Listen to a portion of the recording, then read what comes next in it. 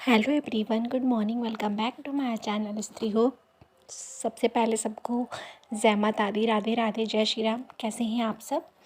और आज मेरे दिन की शुरुआत हुई सुबह के 4 बजे से। और बस मैं यहाँ पे अपना फ़र्स्ट स्लॉट स्टार्ट करने जा रही थी, क्योंकि आज थोड़ा सा मतलब कि 3:30 बजे के मतलब टाइम नींद खुला था। कल रात को सोते टाइम मुझे बहुत लेट हो गया। बहुत लेट का मतलब कि ऐसा नहीं था, 10 बजे तक, 10:30 तक मैं बिज़ी ही रह गई।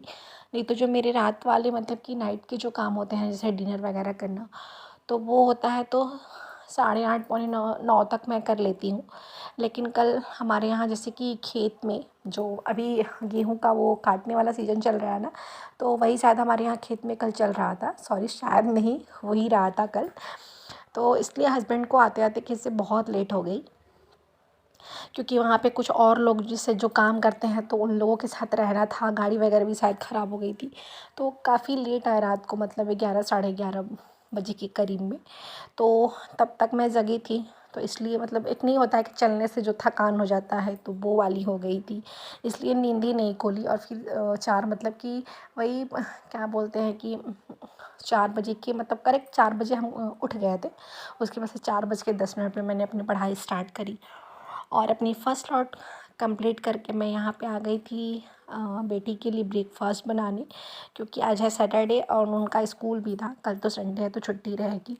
तो बस वही सारे काम थे।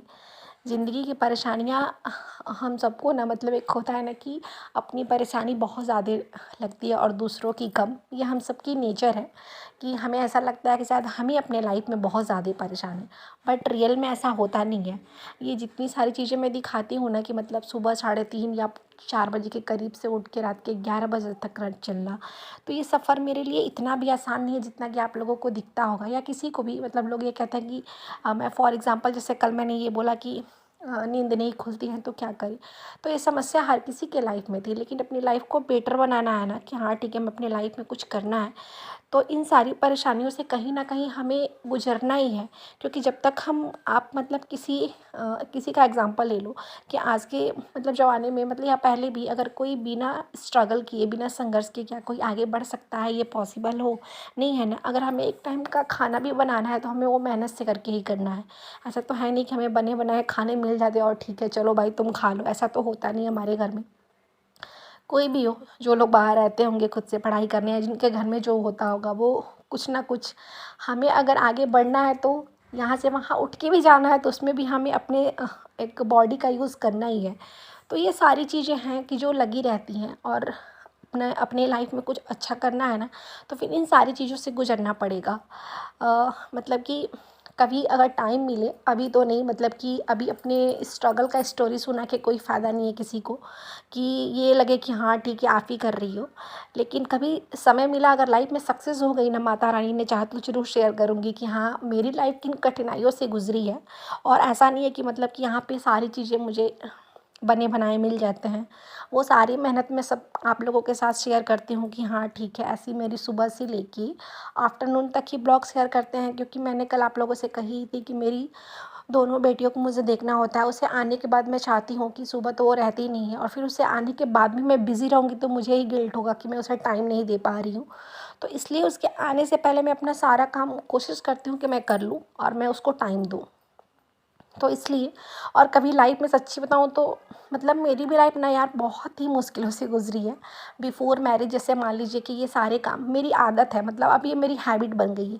क्योंकि भगवान ने एक चीज़ मेरे अंदर बहुत ही अच्छी दी है, अपनी तारीफ़ तो नहीं करनी चाहिए लेकिन आज कर देती हूँ, कि मैं शुरू से ही बहुत हार्ड वर्किंग रही हूँ, स्कूल मतलब कि टाइम से ही। और मेरे साथ मतलब इंटरमीडिएट के बाद से ही जब मैं गई बाहर पढ़ने के लिए, बाहर मतलब कि हमारे यहाँ एक बलिया होता है, शहर है, ज़िला है। तो जब मैं वहाँ गई तो वहाँ पे मैंने स्कूल ज्वाइन कर ली इंटरमीडिएट के बाद ही। और मैंने ग्रेजुएशन में एडमिशन लिया। फिर मैंने साइड से बहुत सारे मतलब जैसे डिप्लोमा की मैं प्रिपरेशन करती थी, तो उसको मैंने करा। और ग्रेजुएशन में भी एडमिशन ली। उसके बाद से जो सारी चीज़ें चली गई तो मुझे ऐसा लगा कि मुझे अपने लिए कुछ करना चाहिए, कि हाँ मैं जो अपने खर्चे हैं मैं खुद निकालूं।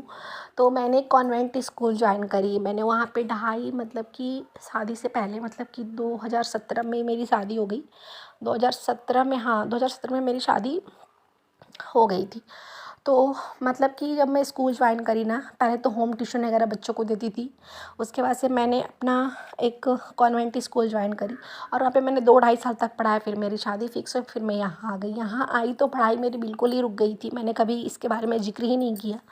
फिर जब जैसे तैसे मतलब मुझे समझ आया कि नहीं ठीक है, इसको कंटिन्यू करना चाहिए, तो मैंने करा। तो ऐसा नहीं है कि लाइफ बहुत ईज़ी है, ये सारी परेशानियाँ मेरी भी लाइफ में ही है। बस हाँ, अगर कोई देखना ना चाहे तो फिर हम उसे दिखा भी नहीं सकते हैं।